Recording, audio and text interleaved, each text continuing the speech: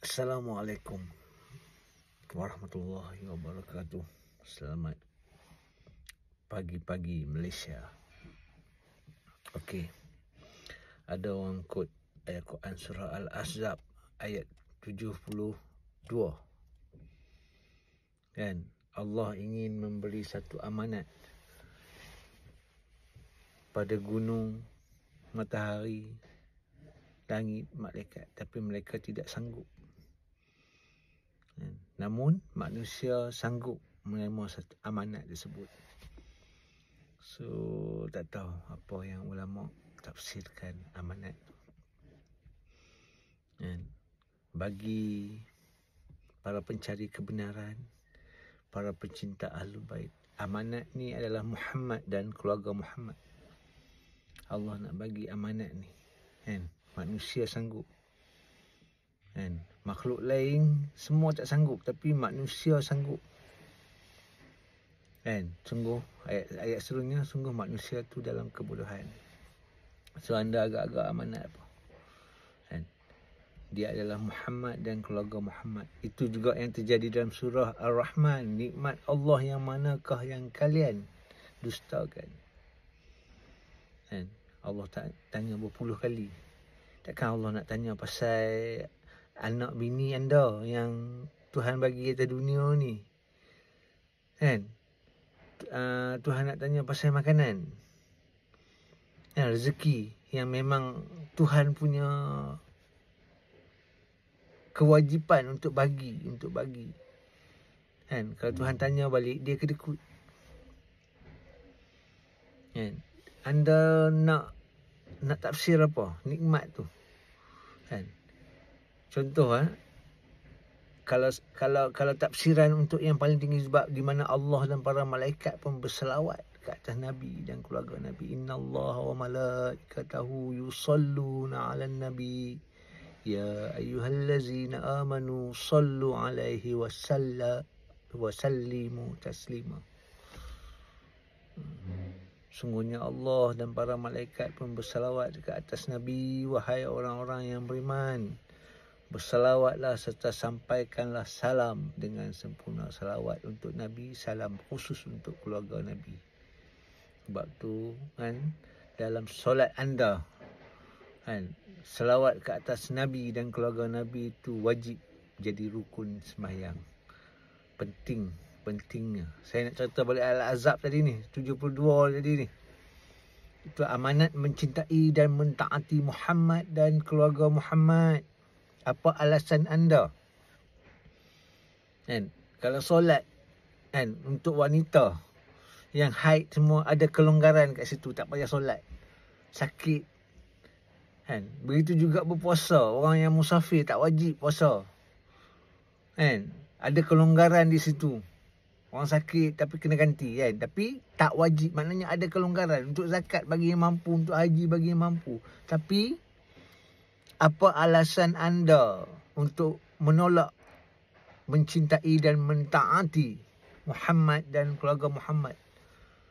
Surah Asy-Syura ayat 23, aku tidak minta upah atas segala seruan aku ni.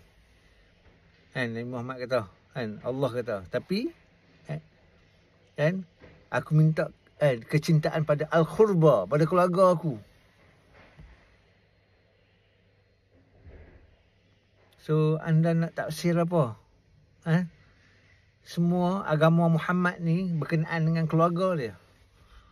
Selepas Muhammad ada 12 orang imam dan 12 orang mahdi. Anda tengok sendiri dalam sejarah Islam sendiri dan sejarah anda. Anda kaji balik. Sebab selama ni anda, ustaz-ustaz semua tak akan cerita. Bila kita tanya tentang peperangan, macam mana peperangan Siffin, peperangan Jamal, ustaz kata ini khilaf. So dia tak mau cerita dengan detail. Kenapa? Salah satu dia sebab dia tak tahu, ataupun dia sembunyikan kebenaran kat situ tentang keluarga Muhammad. Bila kita sebut pasal Al-Husain, itu Syiah yang bunuh tu.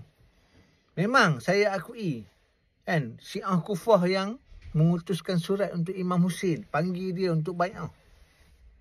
Patutnya penduduk Kufah tu kena hijrah pergi Madinah. Kan? Tapi dia pun panggil tak apa Imam Muslim mai. Bukan kan. Dia bawa keluarga dia. Dia bawa sahabat dia. Bukan nak perang. Kan? Contohlah Abdullah Hashim Abbas As-Sadiq. Orang Malaysia kan panggil dia. 20 juta orang panggil nak bai'ah dia. Katakan kan. Okey, dia turun di Malaysia. Sampai kat Malaysia. Kementerian Dalam Negeri hantar FRU. Hantar askar. Hantar apa semua kepung dia. So, adakah orang Malaysia yang membunuh dia? Begitu juga Imam Hussein dan kerajaan kan Yazid laknatullah yang bersama tentera-tentera dia kan, para pembunuh keluarga Nabi ni kan, yang telah membunuh. Malangnya anda sekarang ni, Islam versi anda ni adalah daripada jalur Yazid laknatullah. Anda mengaku mencintai Muhammad dan keluarga Muhammad, anda berselawat setiap hari terhadap Muhammad dan keluarga Muhammad, tapi anda taat dan patuh pada golongan yang membunuh keluarga Nabi. Mana anda nak letak muka anda ni bila nak menghadap Nabi Muhammad SAW?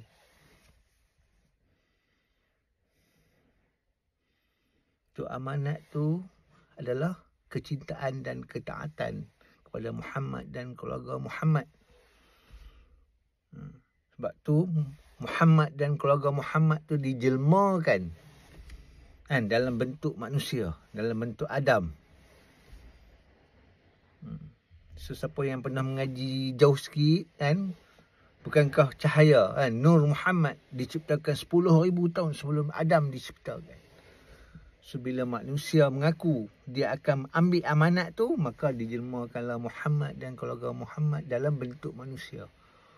Adam, kalau tak ada kan, roh Allah, Muhammad dan keluarga Muhammad tu kan, jasad dia biasa ya. Tapi kerana dia bawa roh Allah, iaitu Muhammad dan keluarga Muhammad, so semua makhluk bersujud, para malaikat bersujud kerana dia dilantik menjadi khalifah bumi ni.